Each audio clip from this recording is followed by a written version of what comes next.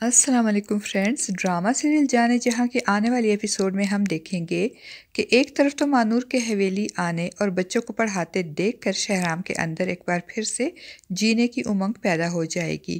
اور اس کے دل میں زندہ رہنے اور اپنے باپ کا خواب پورا کرنے کی لگن بیدار ہو جائے گی اور اسے اپنی زندگی کا مقصد اور مصرف نظر آنے لگے گا۔ تو دوسری طرف مانور کا حویلی آنا کشور بیگم کو بالکل بھی اچھا نہیں لگے گا، کیونکہ مانور کے حویلی آنے سے شہرام کا زندگی کی طرف لوٹنا اور اس کا یہ پازیٹیو چینج کشور بیگم کے منصوبے کی ناکامی ہوگی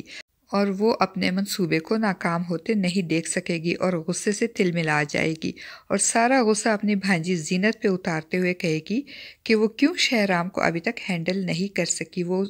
کیوں ابھی تک اس کے دل تک رسائی حاصل نہیں کر سکی۔ ان کو زینت کی یہ کوتاہی بالکل برداشت نہیں ہوگی۔ وہ زینت کو سمجھاتے ہوئے کہے گی کہ کیا وہ اپنی ماں کی طرح غربت میں زندگی گزارنا چاہتی ہے یا پھر کشور بیگم کی طرح عیش و عشرت کی زندگی گزارنا چاہتی ہے۔ اب وہ یہ فیصلہ جلدی سے کرے اور شہرام کو اپنے قابو میں کر لے تاکہ اس کی اور شہرام کی شادی ہو سکے۔ کہیں یہ نہ ہو کہ شہرام اس ماہنور کے حسن کے دام میں آ جائے اور زینت کی جگہ ماہنور کے ساتھ شادی کا فیصلہ کر لے۔ زینت خود بھی تو یہی چاہتی ہے کہ کسی بھی طرح شہرام کے ساتھ اس کی شادی ہو جائے،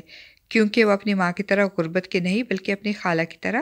عیش و عشرت کی زندگی گزارنا چاہتی ہے۔ اس لیے اب وہ ماہنور کو حویلی اور شہرام کی زندگی سے دور کرنے کی سازش میں اپنی خالہ کشور بیگم کا ساتھ دے گی تاکہ جلد از جلد وہ شہرام کی زندگی میں شامل ہو سکے۔ دوسری طرف ماہنور کے حویلی آنے اور بچوں کو پڑھانے کی وجہ سے تبریز بھی اس روز روز کے شور سے تنگ آ جائے گا۔ اسے ماہنور پہ بہت غصہ آئے گا اور وہ غصے میں آ کر ماہنور کو ڈانٹتے ہوئے کہے گا کہ کوئی شرم لحاظ ہے، اتنا شور مچا رکھا ہے، کان پک گئے ہیں تمہارا شور سن سن کر، تم صبح صبح یہاں کیوں آ جاتی ہو میرا سکون برباد کرنے کے لیے۔ شہرام کو اپنے بھائی تبریز کی یہ باتیں سن کر بہت غصہ آ جائے گا اور وہ اسے کہے گا کہ ماہنور اور یہ بچے میرے مہمان ہیں، میں نے کہا ہے ان کو یہاں آنے کے لیے، اور جب تک اسکول تیار نہیں ہو جاتا ماہنور اسی حویلی میں یہی پڑھائے گی۔ شہرام کی باتیں سن کر تبریز کو مزید غصہ آ جائے گا اور دونوں بھائیوں میں تکرار شروع ہو جائے گی اور پھر تبریز کا چھوٹا بھائی تبریز کو وہاں سے لے جا کر معاملے کو رفع دفع کر دے گا۔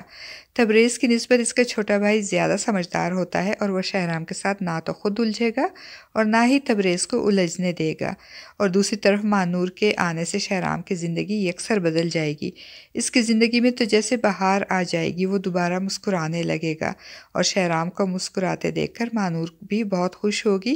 کہ شہرام جو اپنے والد کی موت کے بعد مسکرانا بھول گیا تھا اب دوبارہ مسکرانا اور جینا سیکھ رہا ہے۔ فرینڈز، آپ کو کیا لگتا ہے، کیا کشور بیگم اور زینت شہرام اور ماہنور کو اتنی آسانی سے مسکرانے اور جینے دیں گی؟ اپنی رائے کا اظہار کمنٹ باکس میں ضرور کیجیے گا۔